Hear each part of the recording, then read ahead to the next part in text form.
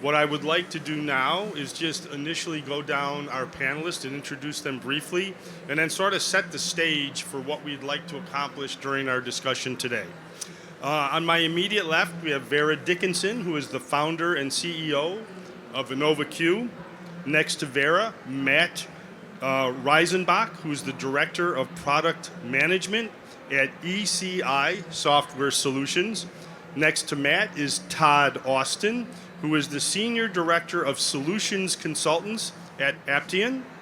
And next to Todd is Jay Gilbert, who many of you may know is the Director and co-developer and digital products head at IFT. And we'd like to thank Jay for joining us on this platform and adding to our discussion. So sort of to set the stage as to what we're trying to do today, artificial intelligence has moved from the sidelines to the mainstream in the food industry. In addition to helping formulators optimize new product designs and engineering solutions, AI is quickly moving into food safety, quality, and regulatory workflows. Much like product design, these safety, quality, and regulatory tools are used to summarize documents, analyze large data sets, or automate routine tasks. While these technologies can improve efficiency, their use in compliance-driven and risk-sensitive environments raises important questions about accuracy, transparency, and oversight. Focusing on these areas, we will explore how AI should and should not be used. Our discussion centers on critical distinctions, the difference between general-purpose AI models and those that are broadly available in the general public, like ChatGPT, and purpose-built systems designed for specific safety, quality, manufacturing, and regulatory applications. I've prepared a number of questions for our panelists, but we'll be taking a couple of breaks throughout the discussion to allow the audience to ask questions.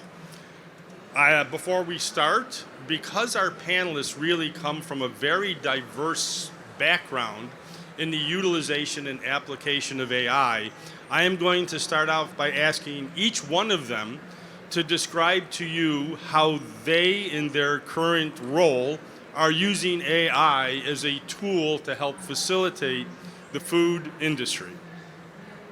Vera, we'll start with you. Yes, good morning, everyone. Thank you so much for coming. I see some actually familiar faces, so hello to everyone. My name is Vera. I am the founder and the CEO of InnovaQ. Our company was founded and is operating from Austin, Texas. And our unique proposal to the market is that we work on development of tools that help compliance regulatory teams in manufacturing setup to do their jobs more effectively. So by default, we develop and deploy different agentic systems, different domain-specific AI tools. Great. Thanks, Vera. I'm Matt Riesenbach, Director of Product Management with ECI Software Solutions. My team builds DCOM ERP, which is for batch and process manufacturers. And some of how we're using AI today is really in a practical way. We look for the most practical use cases that we can find. And things like how we can use the data within the back office, all the way to the shop floor, all the way through quality even, to really help our users really make better decisions and get to the end result of what they're trying to do faster. Yeah, good morning. And ma'am in the front row here, I love your nails. Those are outstanding. Wow. Yes, amazing. Our goal is really to, if we think about it broadly, is to just elevate human skill, human achievement with technology, right? That's really, I guess it's been the goal of software, but now with AI, it's got more of an expansive range. But if you think about the people that we hire all the time, when we interview them, we don't ask them about their Excel skills or how many words they can type or their accuracy rate or any of that. We're trying to hire, intelligent, thoughtful people. They can problem solve. And then a lot of times we put them in front of tasks that don't actually let them do any of that work. And we really want to take artificial intelligence, take that technology, and just elevate the skills that we've already acquired within the human capital at work. Right? And I should have gotten my nails done beforehand, so missed opportunity there. So my name is Jay Gilbert. I'm Director of Co-Developer and Digital Products. I'm on staff with IFT. I'm actually one of our food scientists on staff, but we recently launched Co-Developer, an R&D platform. And IFT has decades of peer-reviewed content within our journals, magazines, webinars, podcasts. And we've built a software platform around that science that does leverage AI, but at its core, it's a scientific product development tool that helps to accelerate R&D. Love to dive more into how it is utilizing AI, but at its core, it's a scientific platform because we believe science has always been key to accelerating R&D. It's just been hard to find.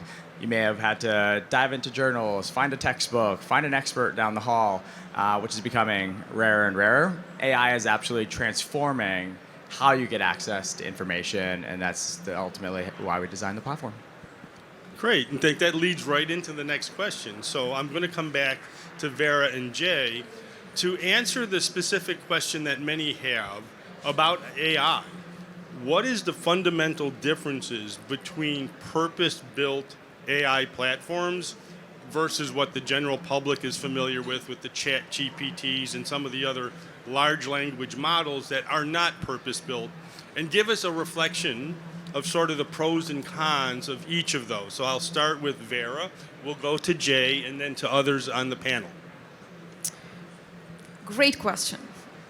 A lot of you ask me those questions, when I chat in the break rooms and whatnot.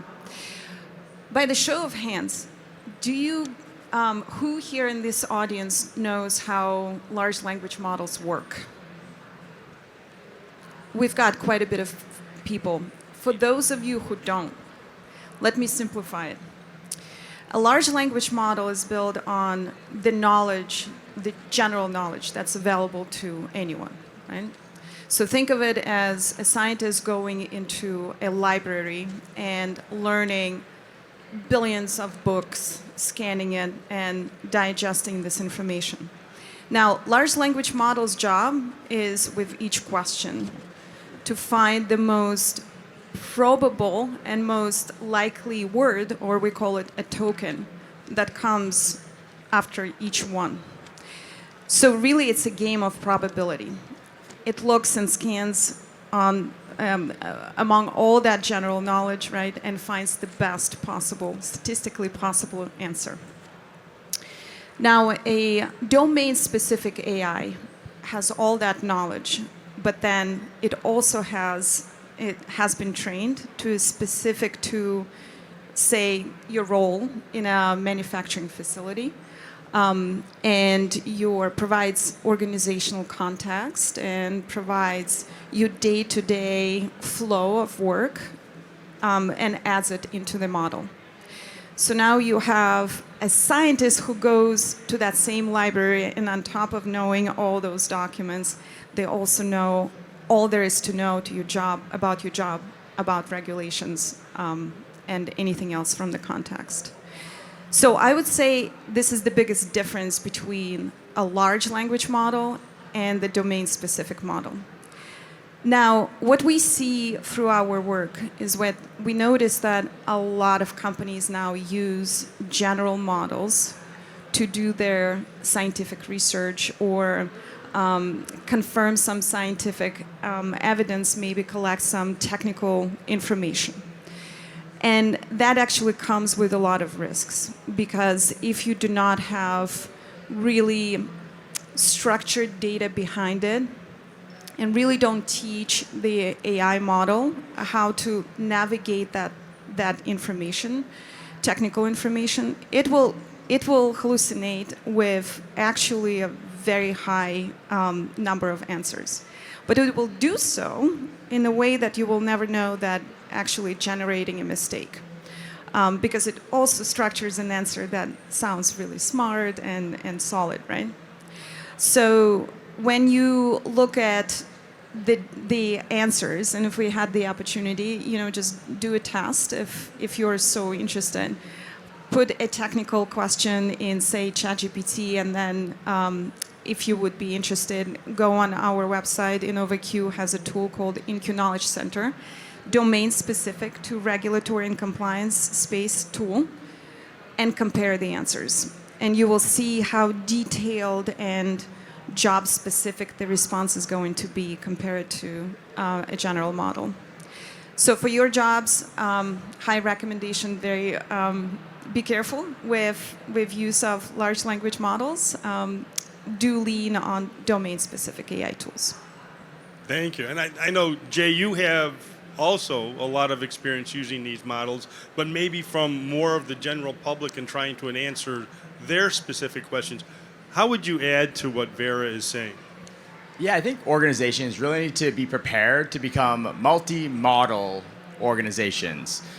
Copilot can do a great job at searching through your content, your information within your organization, your SOPs, get you the right information, and it can do a pretty good job at solving that problem of finding generic information in your organization. But for things like food science and the work that we do in formulation and scaling up and processing, the devil is in the details, and it is really where you should be understanding what problem you're trying to solve and finding organizations and AI providers who understand that problem as much as you do, because AI is not only about the data that's being used to help solve that problem, but how is that data being used? And so the more that organization understands the problem you're trying to solve, the more confident you can be that they are going to be providing you with the right tools. So that's really the distinction between generic AI tools that you will have within your toolbox, in addition to the more complex, specific models that you'll also be having that'll be specific to your food science problems. Great, thank you. Now, to add to that, I know Matt and Todd, you might have even different problems to solve. How could you add to those comments as far as the watch-outs when using some of these publicly available tools? Well, I think at least what Vera and Jay have been saying is really accurate in terms of the data that is going into these tools, making sure that what data you have within your system or that you're feeding into these tools is the most accurate that you have, because running these tools on messy data or unstructured data is typically just going to provide you with incorrect answers or answers that you really can't trust, and then your team or your company will lose faith in that tool if it's not going to be providing answers that you can trust. Yeah, I agree. Specificity matters, right? What level of detail are you giving it? I mean, as an example, if you asked any of those tools, how do I solve world hunger? It would give you an answer. It would probably give you lots of really great answers, versus how do I solve this crop issue with this weather data, with this soil sample, with X, right? The more specific the data.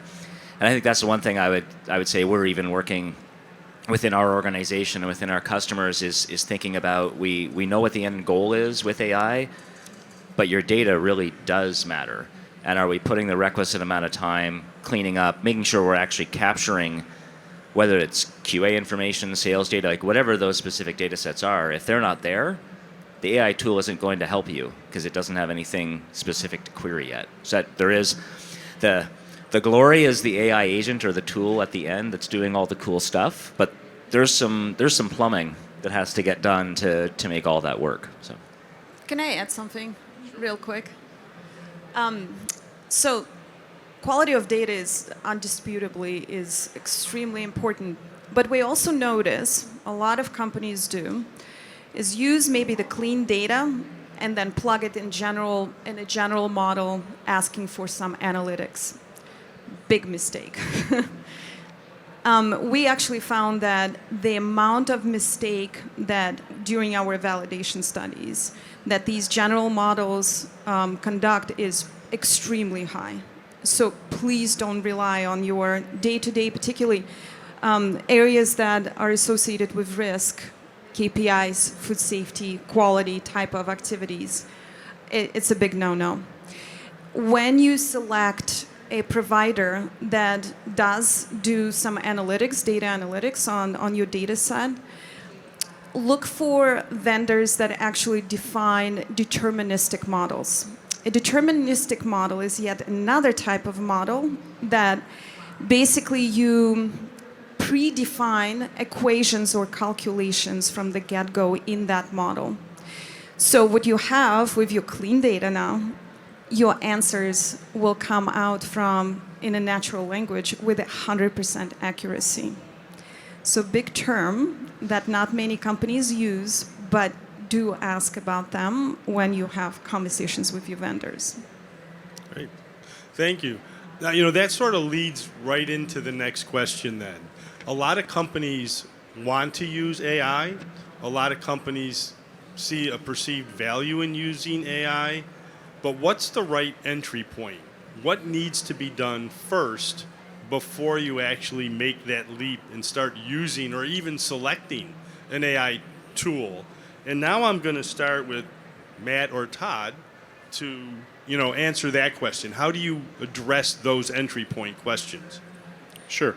I would say pick a decision that's narrow and measurable and has a lot of high frequency, a workflow that your organization does constantly that can be made autonomous, and try to implement something that doesn't require a lot of accountability from the AI. You don't want the AI to be the end result in terms of accountability. You want to still have humans reviewing the end result coming out of the AI. So pick something that's very specific that you can get your organization to buy into, because the biggest thing that could kill an AI initiative is if people are losing trust because the AI is giving bad answers and incorrect answers, hallucinations, things like that. So pick a very specific,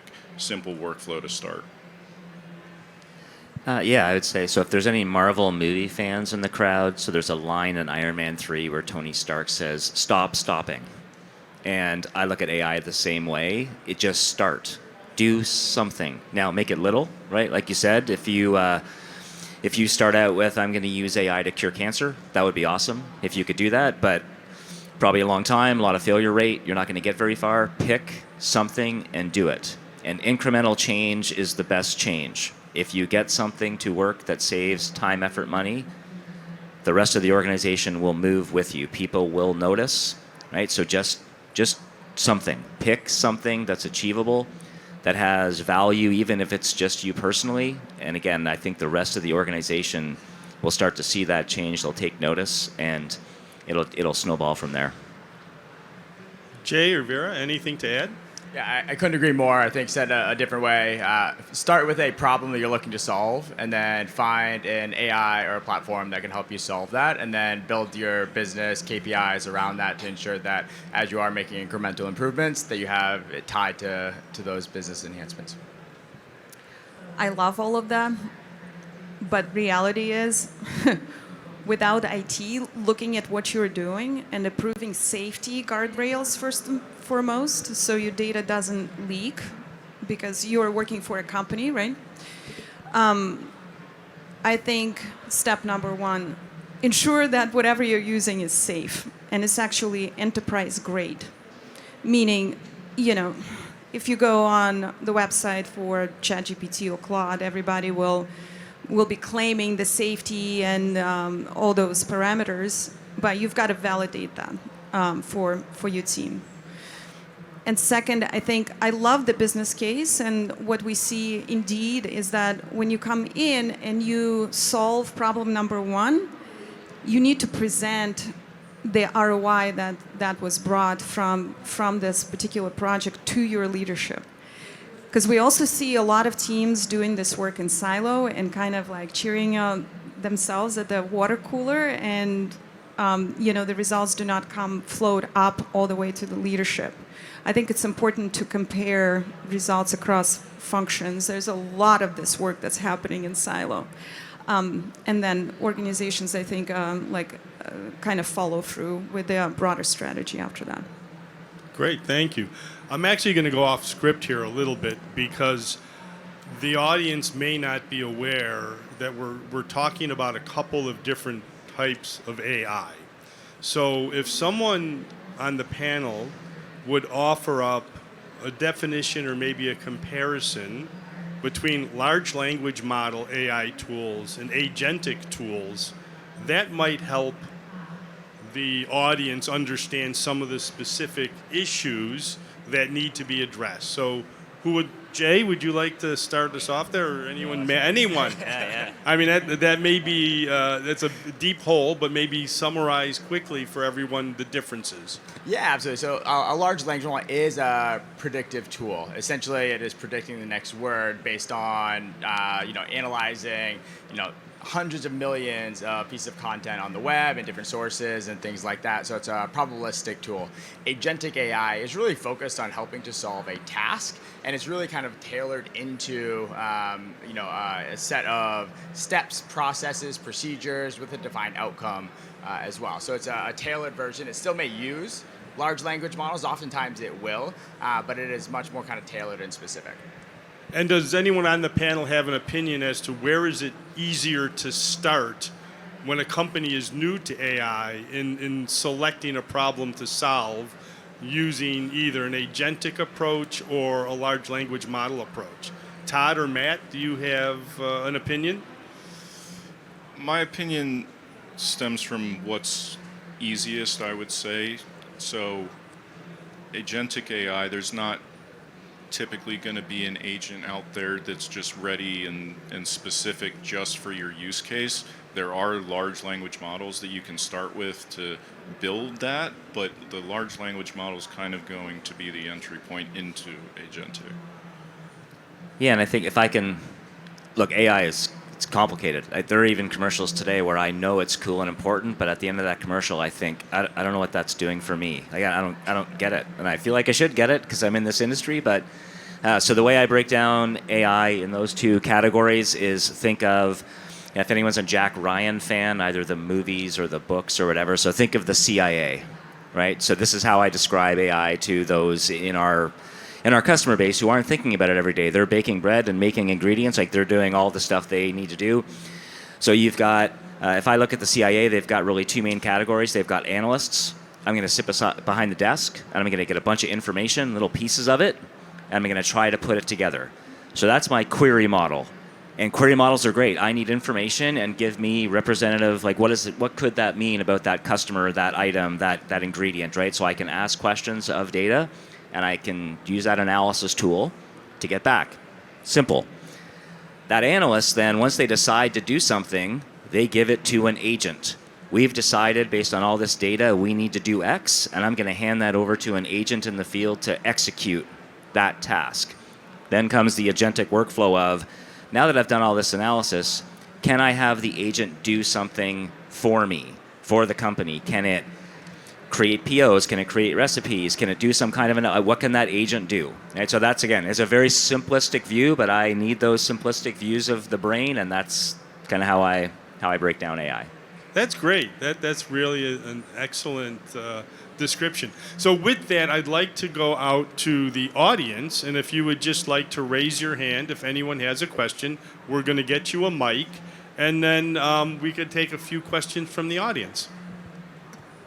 All right. Anyone who has a question, a comment, an observation? Yep.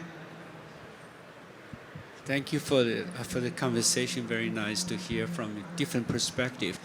Can you tell me a good story, a good case study, a Vera, that your company help a business using your agentic AI to solve a specific problems?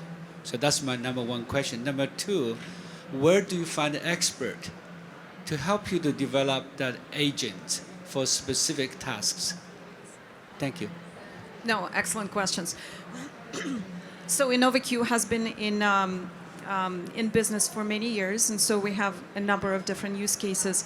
Let me introduce you to one that actually anybody can tap into because the product now is widely open to the market and has been in use. And it all started when a company was going through a recall. And during that recall, the quality team was searching for results coming from anything coming from the supplier implicated in the recall.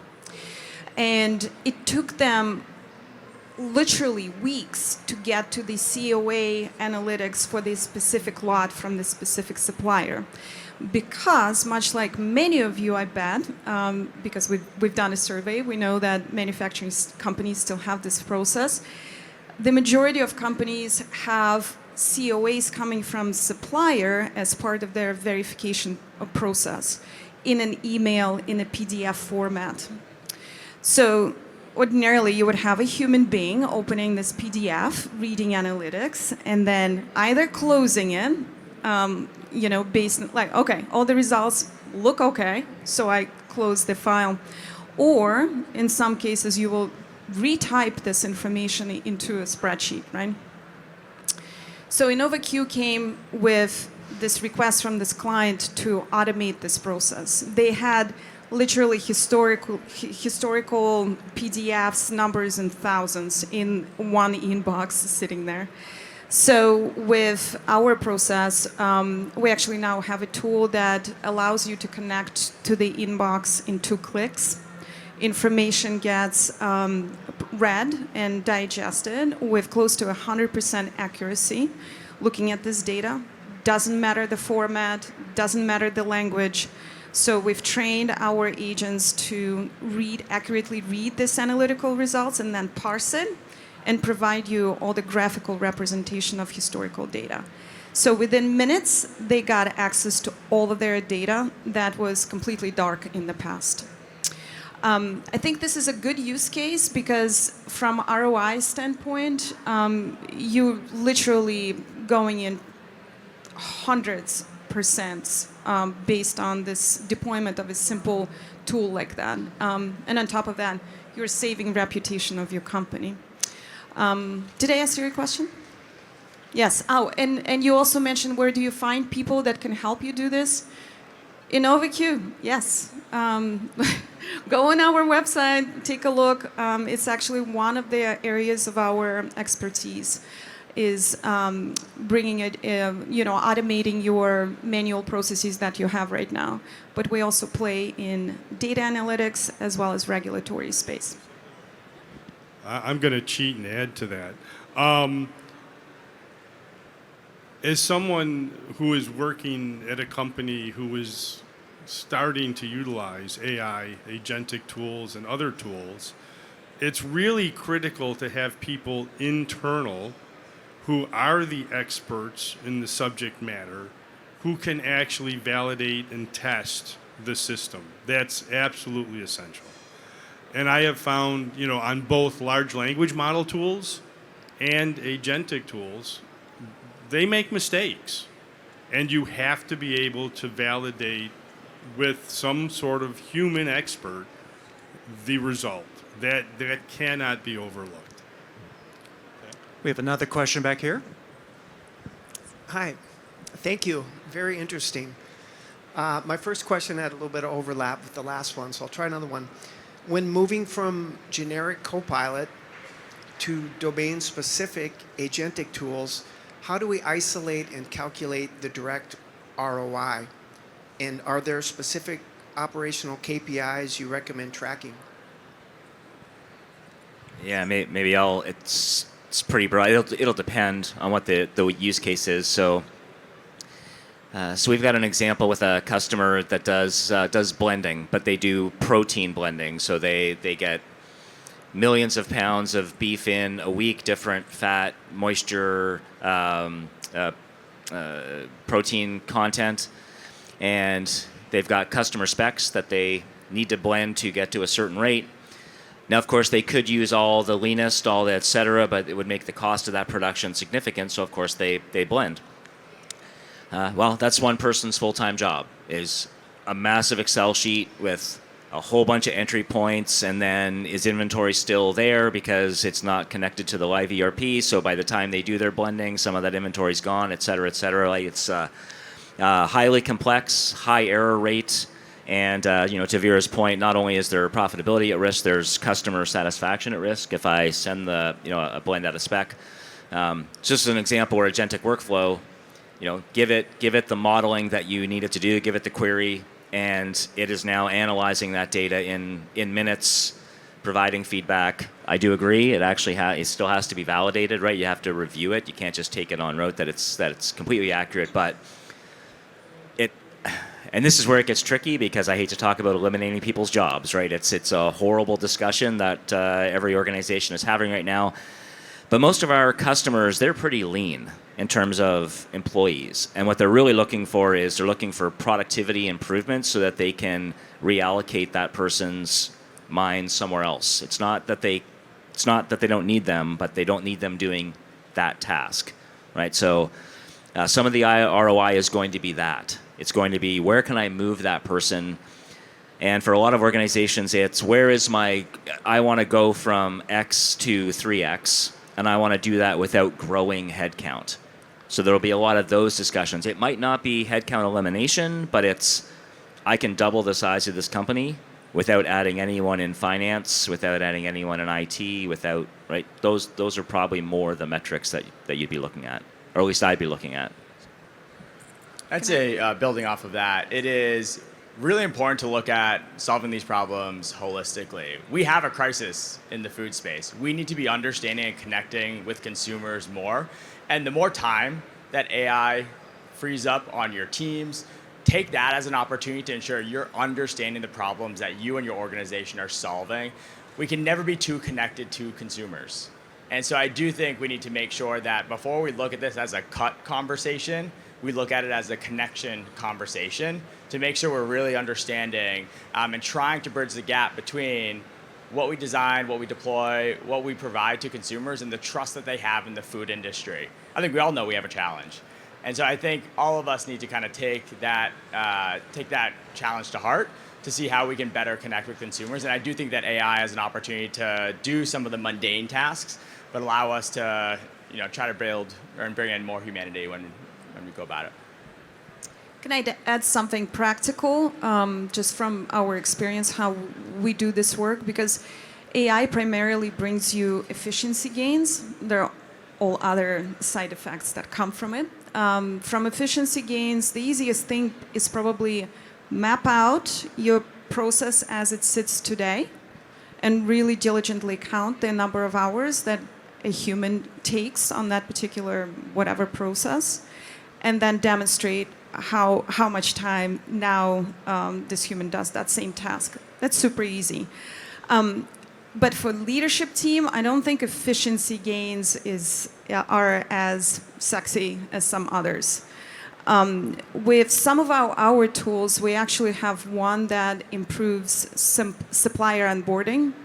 And when you actually look at the amount of time that you provide to the organization to enter the market that much sooner, because you're using now this expedited tool, right, efficient tool. Now, those numbers really speak to the very senior leadership, because that becomes millions of dollars. Hi, I'm over here. Yeah, sorry, I got the mic earlier. But yeah, hi, I work for a Bay Area food tech startup, so I feel like AI is constantly being talked about in my company, and we are very, I think, forward thinking about already learning how to build and manage agentic AI agents internally. One thing that I think is missing from the conversation oftentimes that I'd love everyone's perspective on is, as technical SMEs in like food science or engineering, what other skills would you like recommend that we focus on growing to stay relevant in kind of a post-AI revolution?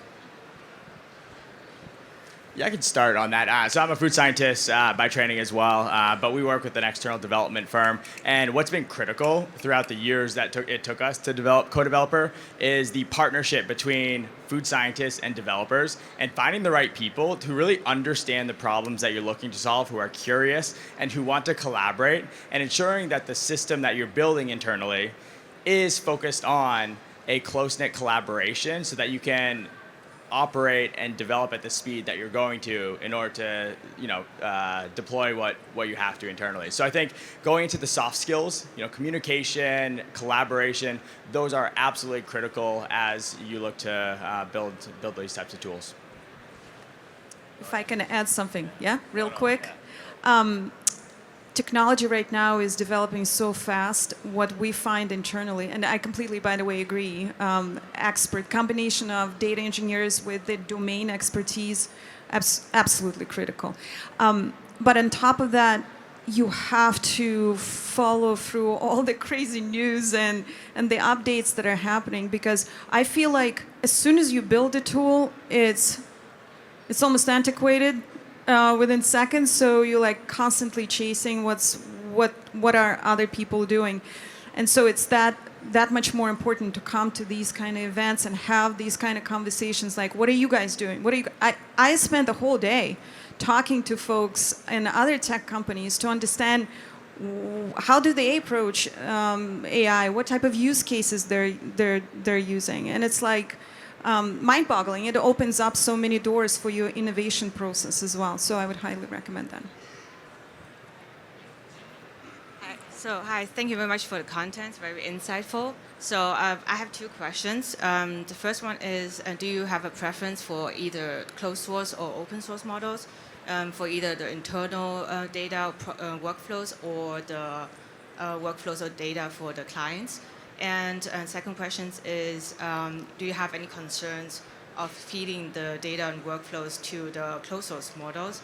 Since my concern is that the closed source models are already so powerful, and if they have all the data and workflows of every company, they could, maybe in future develop the tools to replace all the companies and people. Yeah, so curious about that. Yeah, I can speak to that a little bit. We have a lot of internal tools around just using AI in general, but we've developed a lot of in-house tools using the large language models that we've turned into closed source models. So we have our own, AI studio is what we call it, where we're not feeding everything out to the web. We're keeping it all in-house and making sure that we're not putting everything out there that our customers are providing us with. And we're allowing our developers to use those tools and make sure that they're doing it in the safest way possible. So security is definitely a big point of emphasis on that. But my answer to your initial question is I would lean more towards the closed source tools, especially in this industry. I think you just described the plot of Terminator 2, right? That's what's going to happen eventually, we think. Not today, hopefully, but who knows? I agree. I also think we have to be in this reality world. I assume that every text message I sent is read by the NSA. I hope they remember to get milk on the way home or whatever that. But we are in this security and privacy world that we have to understand where we're at. Right, closed source model, absolutely, and building it within that structure of what is the organizational, what's the organizational goal, and I think I'd come back to the question that the gentleman over here asked too. Is we also have to understand we're in the Wild West. No one knows what's going to happen tomorrow, next week. It is changing so incredibly fast all the time. So pick.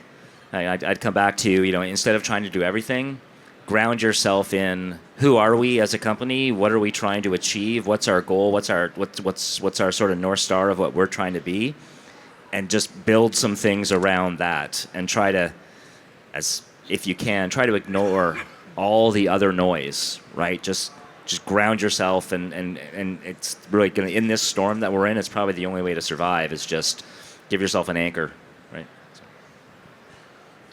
Hi there. I was curious what tools and platforms you guys use to build your agents, especially when you want to give it custom tools. Like if you have your own Python scripts or that kind of stuff, what platforms do you like to build that agent out? At least for us, we've built a tool that takes all of the models internally and allows our users to and developers to build agents using any model that they choose. And again, it's closed source, so we have a concept called client tools, which allows JavaScript, Python, things like that from our applications to tie into those agents and then utilize them within a chat in our applications. And that's anything from Claude, ChatGPT, Gemini, all of those options. And we tend to allow our developers to build agents where it can automatically determine the best model for the specific use case based on the data that's being fed to it. And so we really allow some freedom in that sense within our organization. Yeah, we've taken the same approach. It's less choose your own adventure. It's the model decides based on what the workflow is or what the query is, which tool should it be using. I'm not a developer. I play one on stage, so I'll get out over my skis pretty quickly about all the technical aspects of that. But we know our customer base doesn't know. They don't know which model to use, right? So the tool is deciding. So. If I can add, in our experience, yeah, maybe customers don't know the exact model, but there's a lot of preference from IT that comes to like what type of cloud provider would you want to have, maybe data, where the data is going to be processed and stored. So you almost depend on the client to tell you as well as us recommending based on our experience what are the optimum tools. So we have kind of a hodgepodge that we see. And we have our developers at booth 207. They would love to geek out with you on tools that they're using. So feel free to stop on by. I guess. So a question about, you're talking about closed system models, okay, that are being used. But when you think about a supply chain system of multiple organizations, have you seen much work done on connecting closed systems and building trust to cooperate to share that information? Can you speak to that? It's still a big opportunity for legal and privacy reasons. We do have one of our partners in the auditing and certification type world where they actually anonymize their data, and that's the only opportunity that we have to share and draw insights based on categories of materials or types of suppliers, geographical areas, and so on. But in terms of collaboration across, that's if you are not in the supply chain, direct supply chain between customers, some are open to it, but not much at all yet.